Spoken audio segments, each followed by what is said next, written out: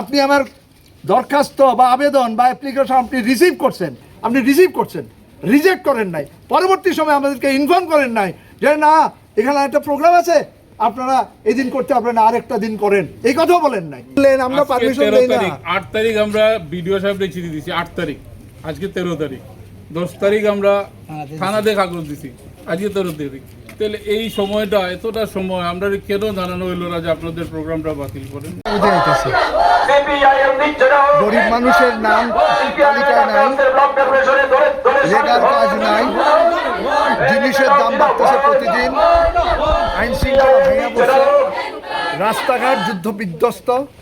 মানুষের জন্য, জনস্বার্থে, গরিব মানুষের স্বার্থে, বিশেষ করে এই রাজ্যে গণতন্ত্র নাই, আইনের শাসন ভেঙে পড়ছে। গণতন্ত্র পুনরুদ্ধারের জন্য, আইনের শাসন প্রতিষ্ঠার জন্য এই যে মূল্যবৃদ্ধি, অস্বাভাবিক মূল্যবৃদ্ধি, এবং ঘর নিয়ে যে এই সময়ের মধ্যে তালবাহানা, মিথ্যাচার, কুৎসা, অপপ্রচার, গরিব মানুষকে বিভ্রান্ত করা হইতেছে, তার বিরুদ্ধে প্রতিবাদ জানায় আমরা বিডিও সাহেবের সাথে আলোচনা করতে চাই। কেনই তালিকা প্রণয়ন করলেন, কারা করলেন? যিনি ঠিকাদার, ইনকাম ট্যাক্স পে করে, উনার নাম তালিকায় আছে, আর দিনমজুর, বিপিএল কার্ড হোল্ডার, তার নাম নাই। এই যে সাম্প্রতিক ঝড়ে এই যে মানুষের ঘর বিধ্বস্ত হয়েছে শিলাবৃষ্টিতে, একজন কোনো সাহায্য পায় নাই, তাদের নাম নাই। এই কথাগুলো কইতে পারি না আমরা সময় চাইছি, আপনারা রিসিভ করছেন, আমাদেরকে রিগ্রেট করেন নাই আপনারা। আমরা কর্মসূচি নিছি, বারবার আমাদেরকে বলা হয়েছে ঠিক আছে 2টা না আড়াইটা না 3টা, কেন এখন আমাদেরকে বাধা দিতেছেন? দেশে তো একটা সংবিধান আছে, সংবিধানে কি আমার মত প্রকাশের অধিকার নাই? দাবি জানানোর অধিকার নাই? কথা বলার অধিকার নাই? আমরা তো হাতে অস্ত্র নিছি না, আমরা হাতে একটা ঝান্ডা নিছি, শ্রমিকের রক্তে রঞ্জিত এই ঝান্ডা নিছি, কেন আমাদেরকে বাধা দিতেছেন? আমাদেরকে রাস্তা ছেড়ে দেন, গরিব মানুষের জন্য আমাদের কথা কওয়ার সুযোগ দেন। আপনাদেরই তো নিরাপত্তা নাই, থানার ভেতরে পুলিশ হেনস্থার শিকার হইতেছে, আক্রান্ত হইতেছে, খুন হইতেছে, অপহরণের শিকার হইতেছে, হাসপাতালে চিকিৎসক আক্রান্ত হইতেছে, আদালতে আইনজীবীরা আক্রান্ত হইতেছে, বিদ্যালয়ের শিক্ষকরা, কলেজে অধ্যাপকরা আক্রান্ত হইতেছে, আর নারীদের কথা কয়ে লাভ নাই। 9 থেকে 90 কেউ রায় পাইতেছে না, আর নেশার সাম্রাজ্য বিস্তার হয়েছে। এখন ওয়াগনে বাধারঘাট স্টেশনে আসে, সেখানে আমরা দেখি না এত পুলিশ জওয়ান। গণতন্ত্রের জন্য আমরা লড়াই করব, মানুষের জন্য লড়াই করব, গরিব মানুষের কথা বলবো, আপনারা সেখানে আমাদেরকে বাধা দিতেছেন। আমার মনে হয় আপনারা বিবেচনা করেন, আপনাদেরও পরিবার আছে। আজকে সরকারি স্কুলগুলা বন্ধ হয়ে যেতেছে, বেসরকারি স্কুল রমরমা, হাজার হাজার টাকা ক্যাপিটেশন ফি দিয়া এই গরিব ঘরের ছেলে মেয়েদের পড়ার সুযোগ বন্ধ হয়ে যেতেছে। আর আবার নিরক্ষরের সাম্রাজ্য তৈরি হইব এই রাজ্যে, যেখানে আমরা বাম শাসনে দেখছি সবচাইতে বেশি মানুষ শিক্ষার আলো পাইছিলেন, সেখানে এখন নিরক্ষরতার অন্ধকারে ডুববা যাবে এই রাজ্য।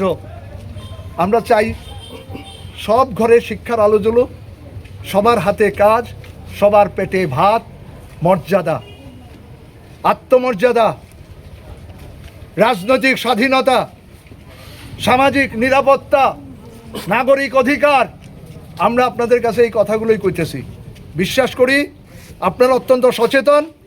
এই আমাদের রাজ্যের সীমান্তবর্তী এলাকার আপনারা নিরাপত্তা রক্ষার কাজে স্বতঃপ্রণোদিতভাবে আমাদেরকে সাহায্য করেন। আমরা দেখছি ধর্মনগর থানার মধ্যে আমরা যখন আক্রান্ত হয়েছি, এই আমাদের মহিলা কনস্টেবলরা আমাদেরকে রক্ষা করছেন। সেই দিন বারবার বলি, সব জায়গায় বলি এই কথাগুলো, মানুষের কথা কইতে যাইতেছি, আইন অমান্য আন্দোলনও না, তারপরে আপনারা আমাদেরকে আটকাইতেছেন। আর যারা সেখানে বইয়া প্রতারণা করতেছে জনগণের সাথে, তাদেরকে উৎসাহিত করতেছেন আপনারা। দুর্ভাগ্যের, আমি ধরে নিলাম যে আপনি অথরাইজড পারসন না পারমিশন দেওয়ার জন্য, কিন্তু আপনি যেহেতু অথরাইজড পারসন না, আপনি আমাদেরকে ইনফর্ম করতে পারতেন, আপনি যান এখানে, আমি তো পারমিশন দিতাম না। আপনি সেটাও জানান নাই, আমরা সেখানে প্রোগ্রাম করতে পারবো না, পারমিশন দিছে না কোনো অথরিটি, সেটাও জানান, কিছুই জানান নাই আপনার কিছু। আর সবচেয়ে বড় প্রশ্ন হচ্ছে, আমাদের আইন তো মানুষের জন্য, আইনের জন্য মানুষ না। আমরা তো মানুষের কথা বলা প্রয়োজনে আমরা প্রতিনিধিমূলক, এতটুকু কইতেছি, প্রতিনিধিমূলক আমরা বিডিও সাহেবের কাছে ডেপুটেশনটা দিয়ে আমু এতেও যদি আপনাদের আপত্তি থাকে তাহলে বুঝবো আপনারা মানুষের স্বার্থবিরোধী। এইটা মেনে নিতেছি। আপনারা কইছেন মিছিলে পারমিশন দিচ্ছেন না, ঠিক আছে, অলরাইট, আমরা এখানে সবাই থাকবো, আইনের প্রতি শ্রদ্ধা রেখে আমরা এখানে থাকবো। আমাদের মাননীয় বিধায়ক আছেন, প্রাক্তন মন্ত্রী আছেন, পার্টি নেতৃত্ব আছেন, নির্বাচিত প্রতিনিধি আছেন, তারা 4-5 জন যাইবেন বিডিওর কাছে, আমাদের মেমোরেন্ডামটা দিয়া তারা আয়া পড়বেন, আমরা এখানে অপেক্ষা করব। এতেও যদি আপনাদের আপত্তি থাকে তাহলে বুঝতে হবে আপনাদের কোনো জায়গায় টিকি বাধা আছে, আপনারা আইনের না পুলিশ অ্যাক্ট অনুযায়ী আপনি চলতেছেন না। বুঝতেইব এই রাজ্যে যারা সুশাসনের নামে দুঃশাসন কায়েম করছে তাদের নির্দেশে আপনারা আমাদেরকে বাধা দিতেছেন, মানুষের সাথে কথা বলার যে অধিকার সেই অধিকার থেকে আমাদেরকে বঞ্চিত করতেছেন।